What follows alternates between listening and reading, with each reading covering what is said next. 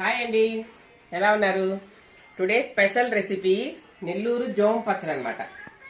వాటికి కావాల్సిన పదార్థాలు: ఒక 8 బెండకాయలు, 4 టమాటాలు, సరిపడా పచ్చిమిర్చి, మీరు తినే కారాన్ని బట్టి, ఒక పెద్ద ఉల్లిపాయ, చిన్న నిమ్మకాయ చింతపండు, కొత్తిమీర, సరిపడా ఉప్పు, ఓ 10 వెల్లుల్లి రెబ్బలు.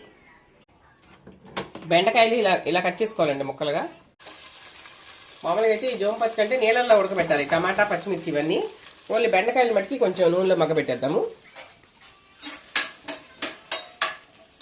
నెల్లూరు స్పెషల్ అనమాట ఈ జోమ్ పచ్చడి.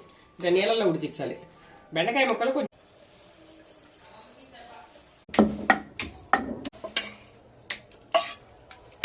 ఉల్లిపాయ వేసి దంచుతాం.